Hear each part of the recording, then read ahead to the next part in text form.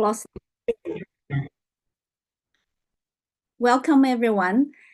Today, we are here to celebrate and launch Dr. Janna Klostermann's newly published work, At the Limits of Care, Gendered Work and the Stories That Matter.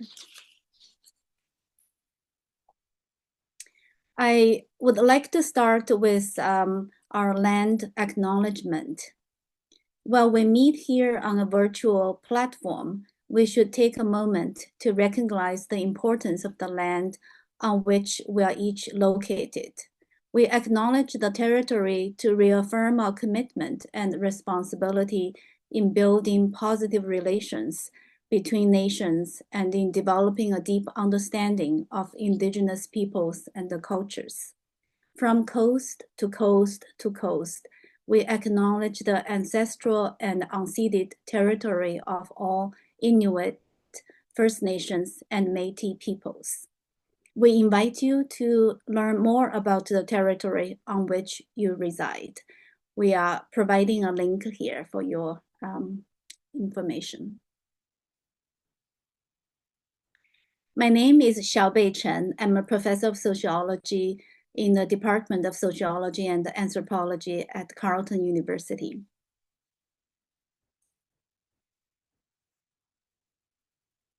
It's my pleasure to moderate today's panel to celebrate Janna Klostermann's book.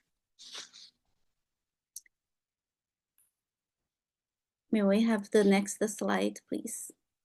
And before we get into the panel discussion, I'd like to share with you some engagement advice that we have for participants.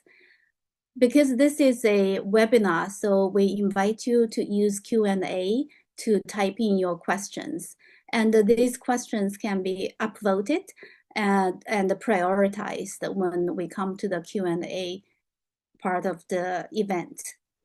As well, we provide live transcription that can be activated for accessibility. And Zoom now also generates translated captions, and that's also available. So it's really with incredible delight that I'm here to begin this panel. And Janna and I knew each other from, I guess, maybe 7 or 8 years ago when Janna started her doctoral program at Carleton University. I still have vivid memories about some conversations that we have had, and it's really wonderful to see the book that you have written as a result of your years of research and writing. It's a very riveting book to read. So it's really a pleasure to be at this event. So we have 3 panelists who will join us and to share some of the comments on this important book. We first have Dr. Meg Luxton, who is Professor Emerita and a senior scholar in School of Gender, Sexuality, and Women's Studies at York University.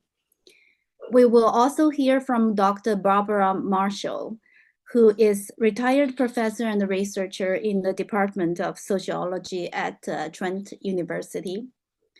Last but certainly not the least, we have Dr. Amanda Watson, assistant professor and graduate program chair, sociology and anthropology. Dr. Watson is also associate faculty in gender, sexuality, and women's studies, and also president of Academic Women at Simon Fraser University.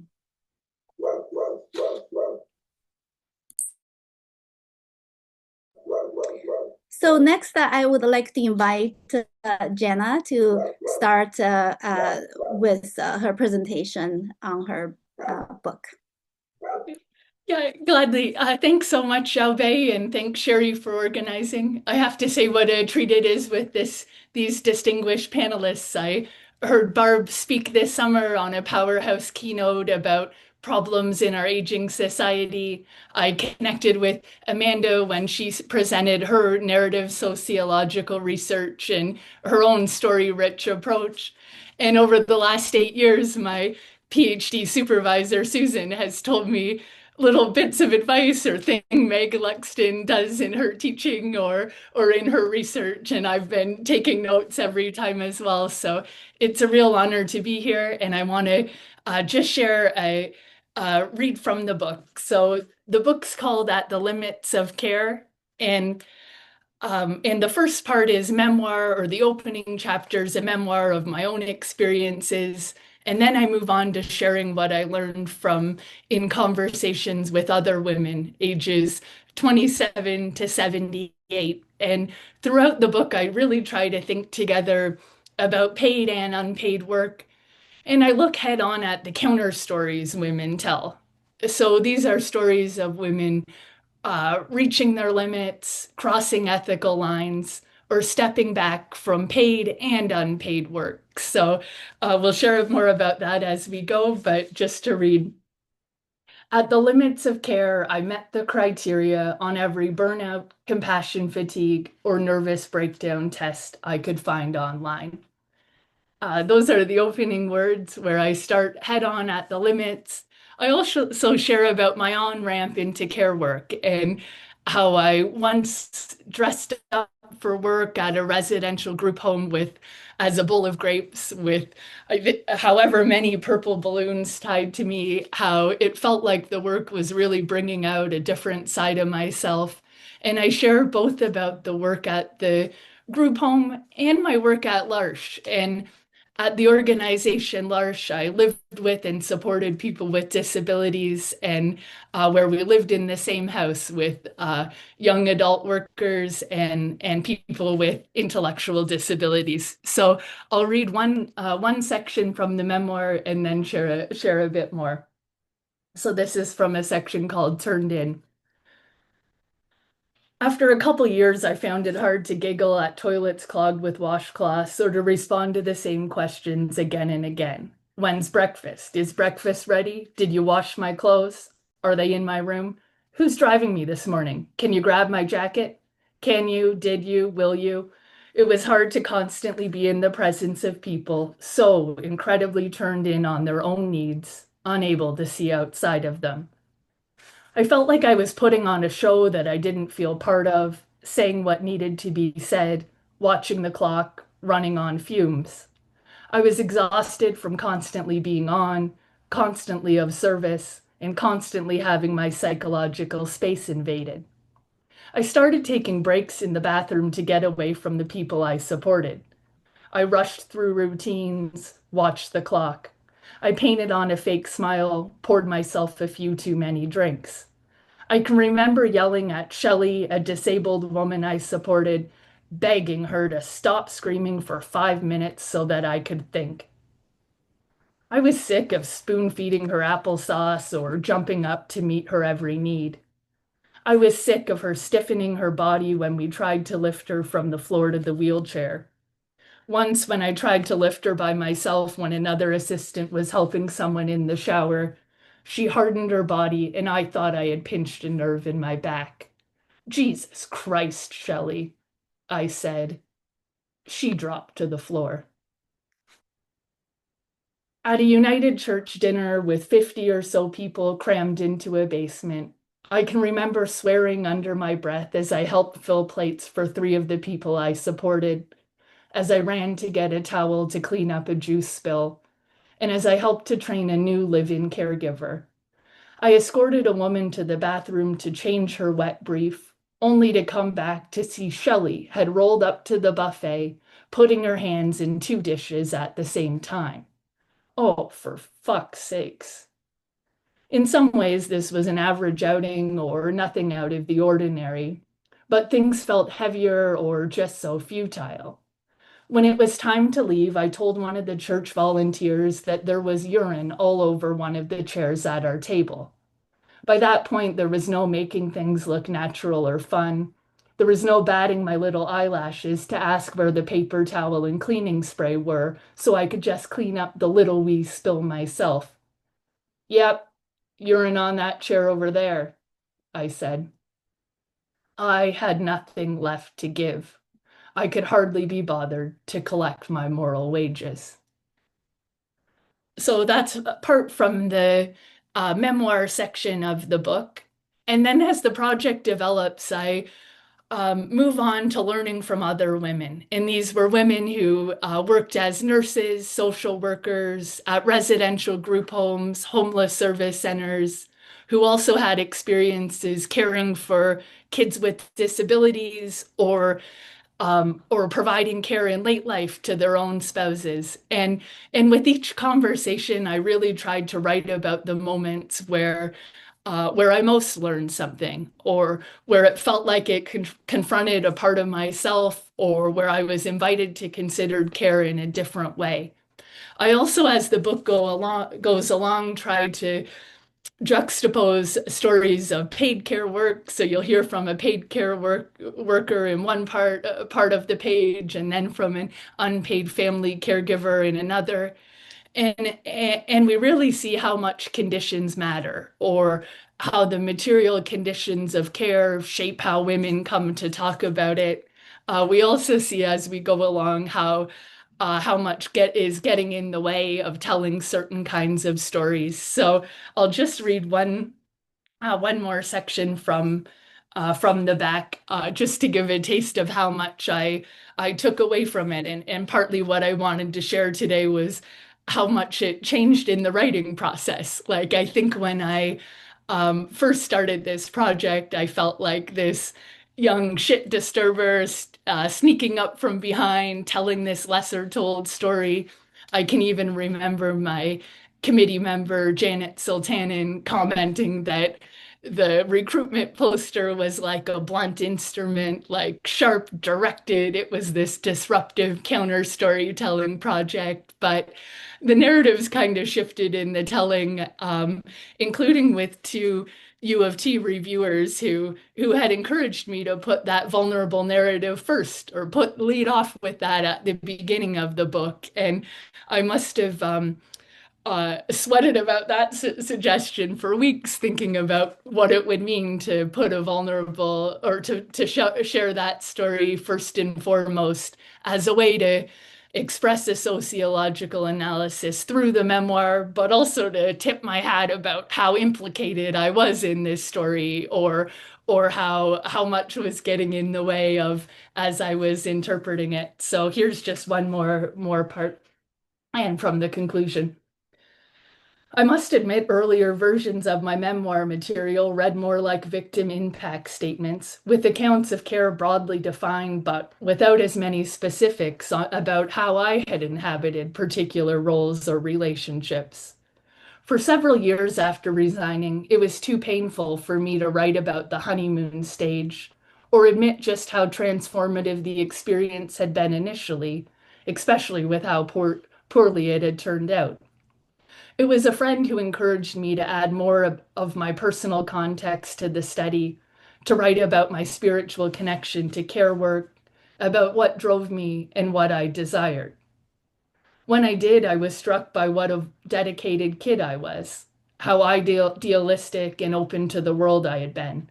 There'd been a fire in my belly as I had wanted to give my utmost somewhere. I noticed that my story was a story about femininity, whiteness, class, and age, about a young white woman in her 20s who was trying to figure out who she was and how to live. It changed things to take my friend's advice and the advice of those reviewers who had shown care for me in my story. And so I think it's clear in this book how much I learned from each conversation with the women that I interviewed, and that it really helped me to develop an analysis that put our stories in common, or had me reflecting on my own life. And one of the very last line of the book is, "All set out the coffee and donuts." And what I meant by that was that I'd bring the coffee or donuts to keep the conversation going or to continue opening myself up to learning from comments or stories from others. And I'm really glad that I'll have the chance to do that. So yeah, thank you all so much for being here.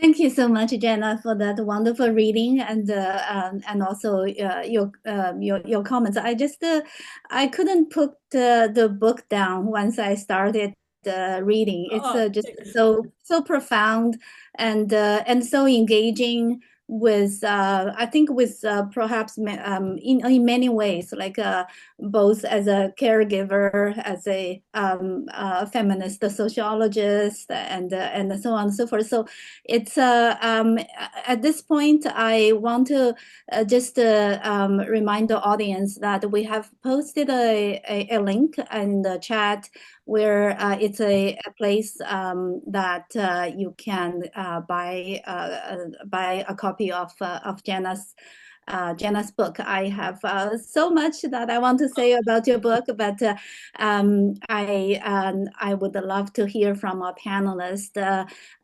Next, I would like to invite Professor Meg Luxon to share her thoughts. Thank you, Chabe, and thank you, Janna. You've got a sense of what this book is about now. But at the Limits of Care is an impressively complex analysis of gendered care work and its dominant institutions, structures, and meanings in contemporary life. Its central theme explores the impact of care work on those who do it. Janna weaves together her own experiences as a paid care worker, interviewers with the 20 women about their experience, and an analysis of the social, economic, and political forces that shape the circumstances of care work. Her book tells a story about how women reach their limits and what is involved in stepping back from paid or unpaid care work roles. What are the limits of care? By exposing those limits, Janna offers more than just an academic analysis. She says, I have a message I think will be healing for others to read, including those who are currently in heavy caring roles as family carers or as paid workers in the helping professions. In the best of feminist traditions of recognizing that the personal is political, Janna legitimates the loneliness, exhaustion, and resentments so many women struggle with. Her method relies on the stories she and the women she interviewed tell about their work. Stories, she writes, represent, capture, and communicate dimensions of life. They tell us about how things are organized and hold invitations about how relationships and responsibilities are configured. At the same time, she shows how the social and material conditions of our lives deeply shape our vocabularies, imaginations, and the stories we tell. This book makes a strong case for how valuable it can be to include the researcher's experience as central to the research. There is a current in feminist scholarship that advocates for personal exposure on the part of researchers. In practice, I think this is hard to do well. It often appears as a statement or a slightly defensive apology without any particular relationship to the research. I commend Janna for her courage in presenting this work publicly and for doing it so effectively and well. She describes the highs and lows of her self-discovery as she experienced the realities of paid care work, the fun and joy that it gave her. You can imagine her. It gave her the confidence that she was doing a good job, while the exhaustion and lack of support from bosses and coworkers undermined her. As a scholar, she describes the love of learning and the pain of realizing the penalties of exposing herself to harsh feminist critiques that were unfriendly rather than supportive. And as an author in this book, she shows clearly and effectively how using her own experiences, especially their deep emotional and identity-challenging effects, informed and shaped the research design and the analytical findings of her study. She weaves herself through the analysis very effectively as she shows how the social, political, and economic structures of inequality, of class privilege and oppression, of racism, misogyny, and ableism play out. She exposes the way power undermines its critiques and its critics by discrediting and humiliating the analyses and the people making them. But I wanted a bit more of her political economy of contemporary life. At one point, she notes the impact of neoliberal policies on care work, saying neoliberal privatization, market logics, and austerity policies have put the onus on women in paid and unpaid care roles to shoulder the work and costs of care and to figure out where they stand or what they think. Fair enough. But women's responsibility for care existed in the era of the welfare state. It exists in places where there have never been welfare states of any substance. And while state services and supports may ease some of the burdens, they've never been adequate. I'd like a slightly more rigorous, historically informed analysis of why care is so problematic. And so problematically gendered and racialized. My main critique of Janna's work is completely unfair. Sorry about this. My main critique of Janna's work is completely unfair. The book makes a compelling case that care work is socially necessary labor, central to maintaining people and populations. But its organization through gendered, moral, and material coercions must be undone. I want her to use the research presented here to tell us how we can undo these coercions. When she interrogates her own painful and difficult experiences as a paid care worker, when she rigorously and sympathetically analyzes the stories of the women she interviewed, when she applies her impressive skills based in sociology and feminist political economy, what can we learn about resistance and opposition? Her driving questions are clear and pointed. How can we have care security for children, older people, and those who are sick, frail, disabled, or otherwise in need of support without women's endless, selfless caring and without such debilitating conditions? While she exposes the forces that make care work so difficult, she also recognizes carer's agency and some of the various ways that people do innovate, renegotiate, or resist. Her aspirations are inspiring.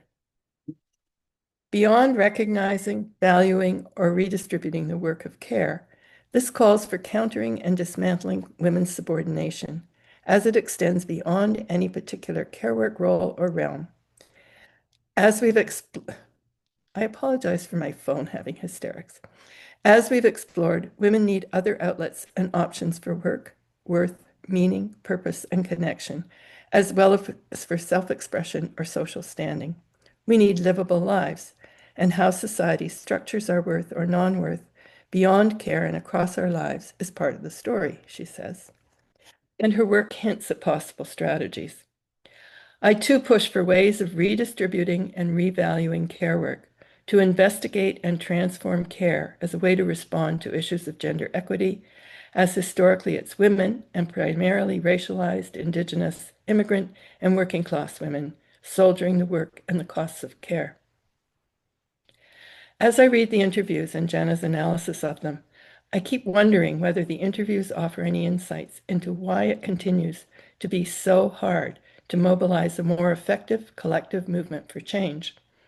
Do the women who reach the limits of care have ideas about what would make the work possible, even rewarding? What kinds of social and political organizing in this current period could lead to real effective changes? As Janna says, there are no easy answers, but I hope that in some of her future research, she uses her impressive methods and analyses to see if the experiences of women at the limits can inform collective mobilizing. Janna, thank you for this lovely book. Thank you so much, Meg. Next, I would like to invite Barbara to share her thoughts with us. Barbara. Well, thank you so much, Xiaobei, and it's lovely to be here with such a great panel to talk about such a great book.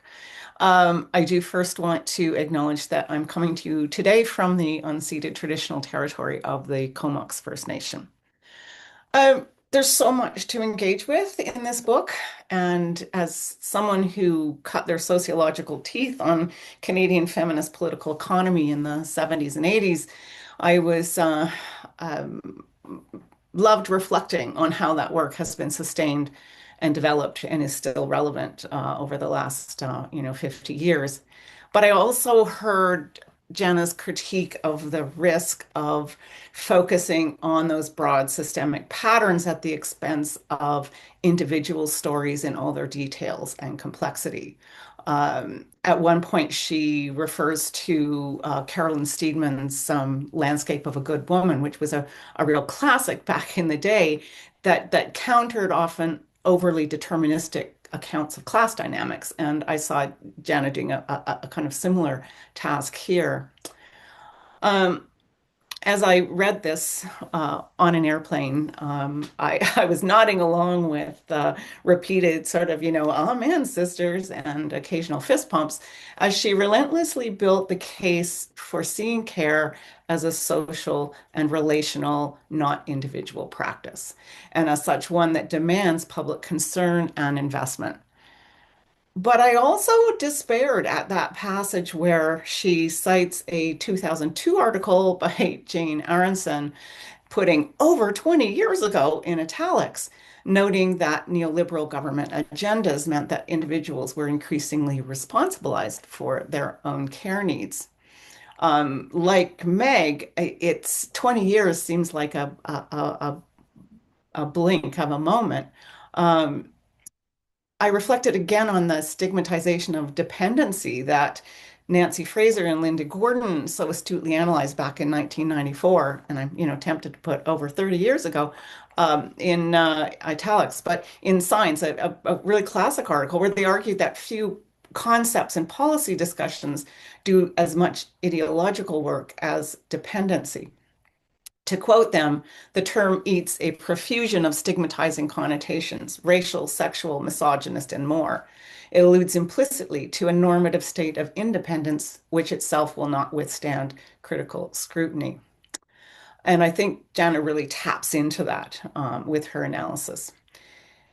Independence today and then when they were writing, independence means decreased reliance on publicly funded care and reduced demand for care services.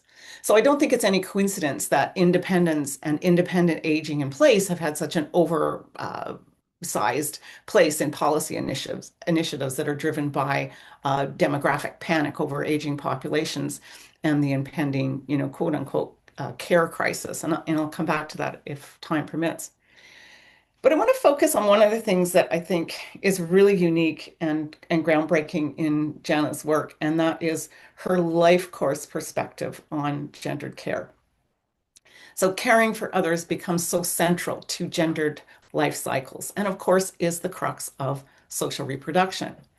By my reckoning, about half of her interviewees had experience as unpaid carers for spouses or parents in later life. I found the stories of two women in particular to be especially compelling, Gina and Gracie. And we find both of these women at various points in the book. They're really, for me, the really fascinating case studies. Gina is in her early 60s, was herself disabled, and recounted a life history of caring for sick family members, raising her baby sister, later caring for her aging mother, with very little support from others and very limited material resources. She recounted struggles with her mother telling her what to do, the resentment that built up in her to the point that she expressed the wish that her own children would pull the plug rather than suffer the way she did as a care provider. As Janna interpreted Gina's, and I'm quoting here, Gina's own imagination for care had diminished. Her own imagination for care had diminished. That sentence stuck with me so long. She felt guilty about her inability to care about caring. It affected her relationship with her grandchild. That relationship being another relationship she felt guilty about not meeting gendered social expectations for. And I wondered if she could even imagine being cared for herself. Gracie, who it turns out was friends with Gina, we find out at one point, is in her 50s, also had a life history of caring for others, from running a home daycare to caring for both her husband after a stroke and her mother after a heart attack. Like Gina, she felt that she didn't have a choice, but unlike Gina, she felt pride and satisfaction in the care she'd provided. It was, to use the title of one of Meg's books, a labor of love. And when I first heard her story, I wondered, as did Janna, when would we get to her limits? When would we get to her limits of care, which was, of course, the focus of the study? Well, for Gracie, it was physical. It was overwhelming exhaustion, hands that would shake of their own accord, and deep sadness. It was, as Janna interprets it, the body saying no, despite Gracie's willingness to care and her core identity as a good carer. I wondered how Gracie might imagine who would or could care for her with that intensity.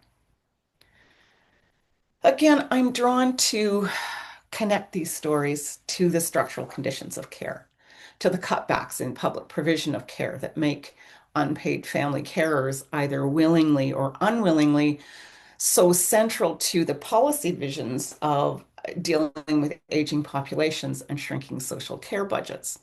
Keep in mind as well that many of the unpaid care providers for older people today are older people themselves. Recent research by the American Association for Retired Persons estimates that at 1 in 4. So we hear a lot about the impending care crisis, and my current work is focused on the sort of faulty promises of techno-solutionism to keep older people independent and living in their homes. And that just means less reliant on publicly funded care. And this isn't something that Janna's interviewees talk about, but I was thinking through what I took from this book to my own research. And of course, smart homes, robots, ambient assisted living, surveillance systems all promise to support independent living by reducing the need for human care. They're driven more by concerns over labor shortages and rising costs of care than concern for older people's quality of life, whether those be care providers or care recipients. So we, no, my notes have just disappeared here. We get to the point where we've got to consider then that they don't. These systems, while designed to decrease the amount of care required, simply don't. We know that when technology is introduced into domestic environments, it doesn't decrease the amount of women's work in the home. Ruth Schwartz Cohen showed this in her 1983 book on called More Work for Mother. And the same thing is happening with the extension of this to technology. We know that somebody has to look after devices, purchasing the devices, programming the devices, making sure they're charged. It's a constant stream of data that has to be managed, from notifications going to phones that assume there is a caregiver, either paid or unpaid, who is able to receive those notifications and act on them immediately if required. So we are at the point of now having to think about how we prioritize relationships. And Janna makes it very clear that we need to think about care as a social relationship. We need to think about the interrelationship of care providers and care recipients as so interconnected that we cannot assume that one can be improved without the other. I share Janna's assertion in her opening chapter that it's critically important that we get this right. So thank you, Janna, for this book. It's given me so much to think about I could feel your presence on every page, and I appreciate so much the work that you've done. Thank you so much, Barb, for your comments. Next, I would like to go to Amanda. Thanks very much, Shelby. Thanks to everyone for being here and for asking me to participate in this wonderful panel. Now that others have gone, I just want to scrap my planned remarks and talk about what was just said. But I also have the kind of privilege of going last, so I can pivot a bit. Thank you to the author, to Janna, for the honor of reading this book. I could spend the day talking about all the ways in which it resonated with me, the ways in which, I nodded along and did like my own fist pumps also on a plane. How it sort of clarified and muddied some of the deep ontological questions that I will be wrestling with sociologically throughout my career as I try to make sense of myself and the world around me. So I really can't overstate the gratitude and for your book coming into my life at this time. So instead of only talking about my feelings and how it resonated, I'll underscore a few of those sort of knots that I'm trying to untangle in the field. The first one is method, that's been kind of situated by Barbara and Meg already. I really loved your stories, touching stories, imagery.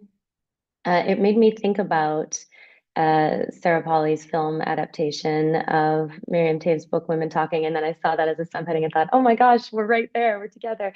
And how when I watched Women Talking, I was filled with anxiety hearing the stories of the women characters as they tried to make a collective decision about would they leave or would they stay? Would they leave their conditions of violence and hope for something better? Would they stay and think about ways to resist them? And then would they bring children with them? And at what age and what gender?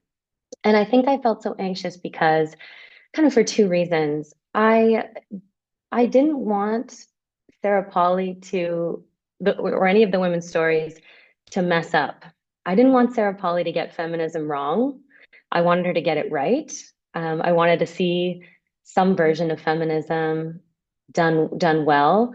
And at the same time, I didn't particularly want to have to look at things about myself and my assumptions about what feminism is while I watched this movie. And so I felt like it was a very stressful watch and stressful read. And I felt similarly as I was reading your book, Janna.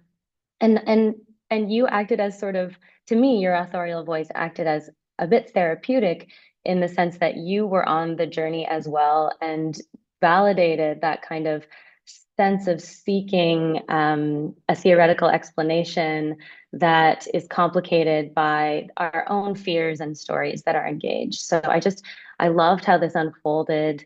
Thank you for telling us that your reviewers encouraged you to put your story first and that caused some panic because honestly, when I loved your story. And when I got to the point in the book where you mentioned the lens of the confessional and this kind of method, this autoethnographic method by white women as participating in this sort of white supremacist construct, I thought, oof, oh, that's a lens. And there's value to this story here. And you kind of encouraged us to hold both in our hands and make sense of both of them.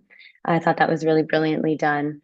I think because as a theorist, we're trained and conditioned to make sense and to land on an explanation, and maybe to, on our good days, generate questions for other people.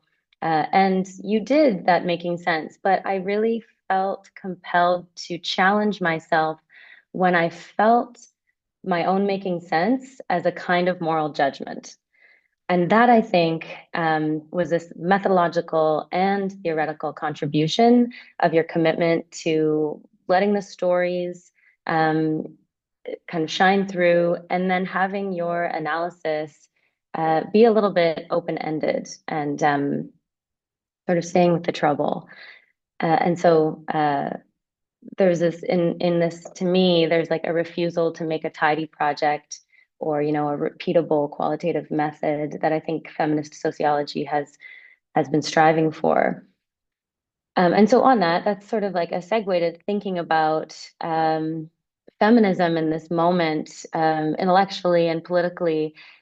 As I was reading your first chapter, I thought about Sarah Ahmed's 2017 work on living a feminist life. And in her intro, she sort of explains in a compassionate way that ways of policing each other and calling each other in through shame and moral judgment are not feminist, and sometimes we lose our way.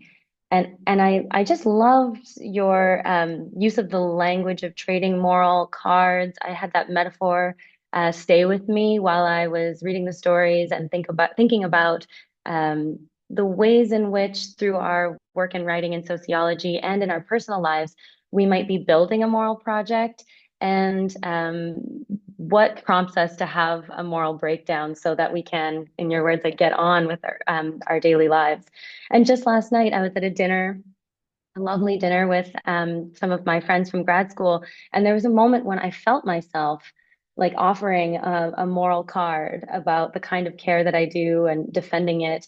And I stopped and thought, like, oh, what is this anxiety that I'm experiencing in this moment? This actually isn't relational, and this isn't a project of feminist friendship. Uh, you know, if this is my position, if this is how I am posturing. And so that kind of commitment to never let yourself settle as you make sense, even though you're doing so compassionately, was also something I thought was a major contribution to feminism in this moment, because we were conditioned. I mean, I'm in my 30s. Neoliberalism and, you know, McGuinty's government had already cut welfare spending, the responsibilities for care work that, you know, some of which were subsidized by the state and certainly woefully had already been downloaded to the private family, aka mothers, aka my mother. And so I came of age thinking that, like, individualism as a global logic is a difficult moral project to resist. And my training was in criticism of this, but in some ways applying the same kind of ethos to the project of criticism, ironically. And so I think in thinking about the ways in which your the invisibilities in the silences in the stories that you picked up on, and the ways in which a couple of the women in your story were reinforcing the feminine moral trope, and yet you offered this analysis with contextualizing their conditions. I just thought was such a mindful way of reminding us what we're doing as scholars, you know, trained in criticism. And I also deeply appreciate how you contextualized the social positions of yourself and your participants without doing this kind of position statement that is disconnected from the research. You didn't apologize for the story at the end of it, or your own, instead admitting shame and resisting a caveat to devalue any person's story. And finally, this brings me to think about what's next for feminist sociological praxis. This reminded me of one of the lines that I loved the most. It was probably a bit of a throwaway in the book, but it was when you experienced shame at the hands of a feminist icon at an academic conference, and you returned home and your therapist intervened with the brilliance that that is not a you thing, that's a them thing. I'm paraphrasing, but really that your story touched on their anxieties. And I think that for me collapses what we so often separate in the field of sociology and political economy and social reproduction, right, into spheres of macro versus micro or structural versus daily life. And I deeply feel a feminist project is one that doesn't think about those things as oppositional. I think your work helps us understand that. And I think it helpfully, that moment in the book collapsed this distinction between a direct intervention that sometimes in the field we think about it as individualist or even functionalist if we're being spicy that day, and the need for compassionate care at the individual level that shakes out to our political projects. And I just really appreciated that. And so I sort of am left with like a question, and that is how. It's a how question. Like some of like I think Barbara just asked. Mine is how, if we accept this, if we can understand ourselves compassionately as conditioned toward a particular version of a feminine moral project, do we practice as feminist scholars our commitment to openness and to staying curious and to resisting becoming the icon whose fears are engaged by new feminist ideas of a younger generation, and whose response is to shame them or to judge them under the guise of a theoretical offering. Thank you so much. Thank you so much, Amanda. I just want to say that to thank all three panelists for their thorough engagement with Janna's book, for highlighting the various numerous strengths and the contributions of Janna's work, and also their critiques. Next, I would like to invite Janna to respond briefly to the three panelists. I'm glad Chariot had our camera off because I think I was tearing up a few times and just so touched by your generous readings of it. And I really love how all three of you brought it to life or engaged it in such a different way. It was so meaningful to read or listen to. Meg, I so appreciated you tying more to the political or economic structures or wishing for more of a deeper analysis on that front. And I loved your question about how we can undo these harms or work for resistance. Like that's certainly one I'll be taking with me.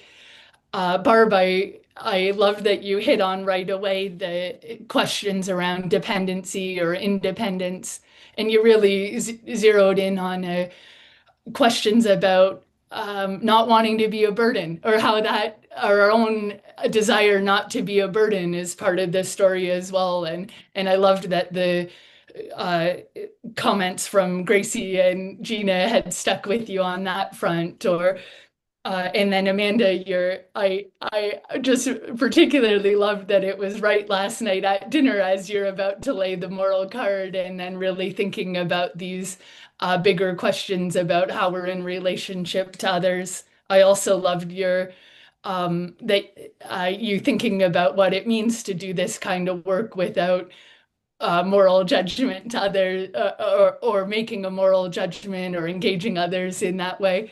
And one of the stories that I shared in the book was from a participant, Troy, saying like, maybe the reason I spent it all or burnt it out the other end caring so much for others is for whatever reason I maybe didn't feel cared for growing up. And I kind of thought, oh, geez, like, yeah, maybe that's a line. And then right away, Troy said, and shit, you're probably going to analyze that, aren't you? Or it felt like we were in on this joke together, or these ways of individualizing it, or these pathologizing analysis, like I wasn't out to try to write about them falling into some neoliberal trap or otherwise, or how duped they were, or looking at them, look at them employing this trope about care work. So yeah, I beyond appreciate all three of your comments. Yeah, thank you so much. Yeah. Thank you, Janna. Let's go to question and answer. We have one question here. Janna, you can read as well. I think I'll read out the question, part of it.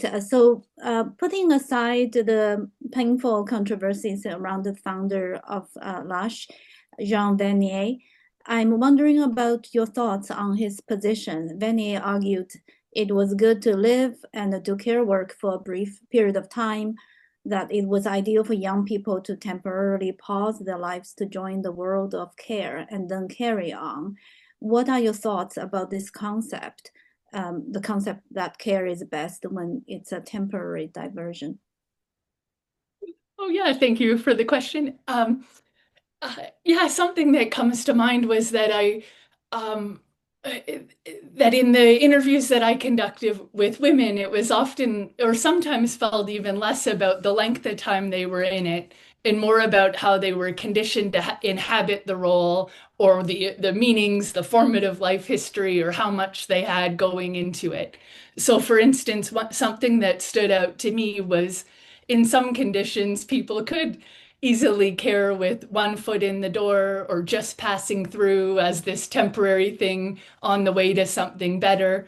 But in the same organization or same role, the way someone could be attached to that or inhabit that role could be quite different. And two things I was quite weary of were I saw in the stories of family caregivers who saw themselves as, quote, the only one who could do it. This turned in, individualized sense of responsibility where no one could care like them. And I also saw in the stories of some young adults who saw this as the only way of life or the only way to have an ethical life or commit to this anti-oppressive project. And I saw both of those as kind of traps that made it hard to get out of or and it for me was maybe less about the amount of time and more about how much we're bringing to it. And I write in one chapter about how gendered expectations go both ways. Like, of course, there's something expected of us, but we bring our own expectations to it. So I'm curious how we inhabit it would be the question I'd ask. We have another question from the audience.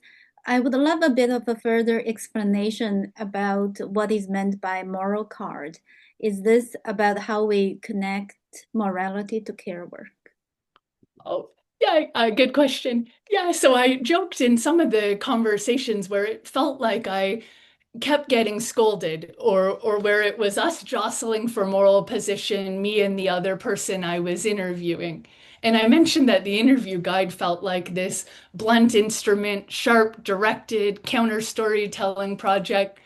But in some conversations, we went 80, 90 minutes before I could even broach the topic of limits because it did feel like it was often even talking about how bad the conditions were, people would first be wanting to share how well-meaning they were, or what a moral person they were, or how hard they tried. And I thought even and in a few conversations, it seemed like when I'd raise the question of limits, someone would respond by playing their moral card of how they knew the solution to hack it, or they're a certain kind of caring person. Um, so I had referenced in the book about us playing our moral cards to trump one another as if it was a card game. But I also analyze as we go along how I myself had been doing that or had been upholding those kind of dominant ways of relating to care or telling stories about it in my own stories. So it wasn't like it was just these women doing that to me. I wonder whether our panelists may want to speak to these questions as well.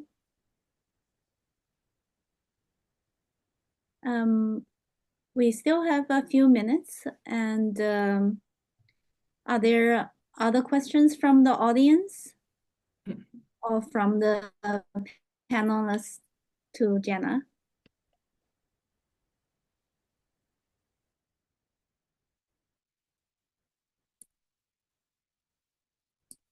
think we have another question. Okay. So this question is, what are your thoughts on why care work seems to be heavily marginalized based on the interviews you had with people?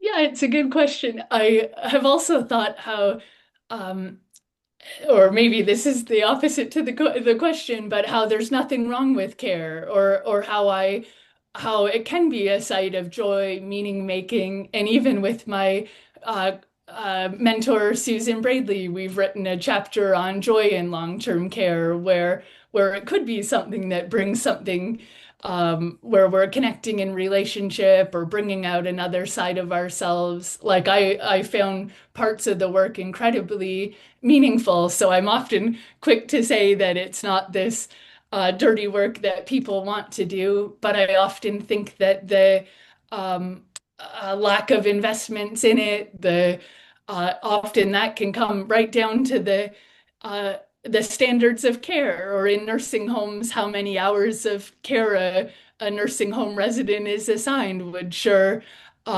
shape how that relationship plays out, or what it means to care in that particular environment. I also think that even when we look at care work, there's some great examples from even looking at the rates of violence experienced by care workers in Canada compared to in Scandinavian countries, where in nursing homes here, the rates are 6 times higher. And of course, it's not that older adults here are more aggressive, or that they just so happen to hit an age and start attacking the workers, but that's really tied directly to the conditions of work and to the percent of GDP that those countries spend in comparison, like how much is invested. So I sure think it's a broader conversation about the conditions shaping what it even means to care, or how care looks different in a different context. So yeah, excellent question. Okay, so we have, I think we'll cover 2 more questions. And one is, have you written other books? Oh gosh, yeah, good question. No, I'm hardly getting this one out the door. I was even nervous I was just sweating this morning. It's my first time reading from it, and even taped down the post-its thinking I don't want the post-its to fall out. So I'm sure new to the book writing stage, but this was an incredibly meaningful one. So So the next question is, there's a reference to the U.S. context with a SNAP ending.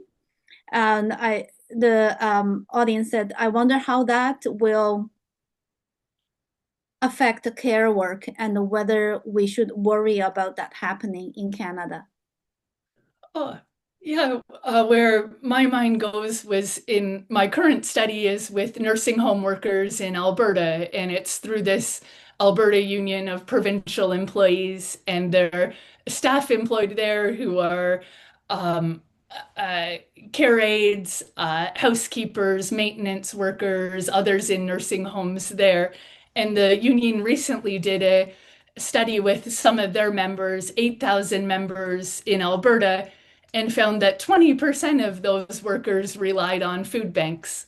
And I sure thought that was quite a high number for when some might unionized position might be a status that many envy, or see these as good unionized jobs. So and that also sure comes up in a lot of the research around the material conditions, or the supports that you have to be able to sustain yourself. So yeah, I think it's really important that we're always looking at those conditions as well. Yeah. Yeah. Okay. Sherry told me that we can take a few more minutes. So here are some. The next question is, I wonder if Janna or any other panelists can speak to relations or comparisons between paid and unpaid work stories that you could speak to. as a context about what I mean, I'm currently part of a project on care work, but our focus is on unpaid work. Though there are, of course, similarities in elements you've mentioned here, there are, of course, also significant material and moral dimensions. Okay, yeah, I don't mind responding. Yeah, it was quite interesting for me to analyze the narratives or how the stories got told between paid and unpaid care workers, or I found that a, a promising way in, but it did become a mess to try to compare conditions or really be noticing just with how much variation there was depending on the nature of the care relationship or the expectations at play. I think there are worthwhile ways to read them together. I've also been really struck in my own research how many women are carrying double duty, or so whether that's, and in my current study in nursing homes where it's often women who work overnights in the nursing home and are also providing home care to their own mothers or family members. So I found that this life history research or even narrative research where it wasn't like I was interviewing people in a workplace and asking what their work was there, but you're interviewing them either in their own homes or a coffee shop, and you end up hearing about paid and unpaid or how they blur and blend across people's lives. So yeah, that's certainly an area of focus in this book. So our last question is in a similar vein about the paid and unpaid care work. Does the risk of burnout feel different when care work is part of the paid job compared to when people do it as a volunteer? Is it easier to step back from care work when it is voluntary compared to when it is paid? For example, does the sense of responsibility, emotional investment, or exhaustion feel different in these two situations? Yeah, an excellent question. And I do take that up in one chapter that's called Loosening the Grip, where I really try to look at how the stakes are different or what it would mean for women in different situations. And I kind of hinted at it before, but I did see from some of the paid workers who they expressed having just as much on the line or feeling like it was this crisis of self to step back, and where they themselves had pushed it to or had experienced a physical breaking point, and one worker had commented how even then, or she had options for savings, had another house to live in, could have moved on to another work, but even then it felt impossible to leave. So I tried to raise some questions about that while also thinking about yeah, how the stakes are very different for women in different positions, and I think that there is a lot of space to think more or to learn from women in those different roles as well. So yeah. Thank you so much, Janna. So I want to end this session by saying that care is really central to humanity. And Janna, your work really invite us to, through the telling of the counter stories, your work really invite us to trouble the tendency to kind of romanticizing and mystifying care. And I think your book really encouraged us to rethink, revalue, and redistribute to think about how to redistribute care work so that care can contribute to gender equality and also to contribute to just the care for all involved. Thank you so much. And I want to thank our panelists and thank the audience for your participation, and certainly thank Janna for sharing her fabulous work with us. I also want to thank Sherry Fox, the Executive Director of Canadian Sociological Association. Her work is very important for making these events possible. Thank you, Sherry. Yeah, and thank you so much, everyone. This was an incredible honor and meant a lot to be in conversation today. So yeah, thank you so much for organizing, Xiaobei and Sherry. And thank you again, Meg, Barb, and Amanda. What an incredible honor.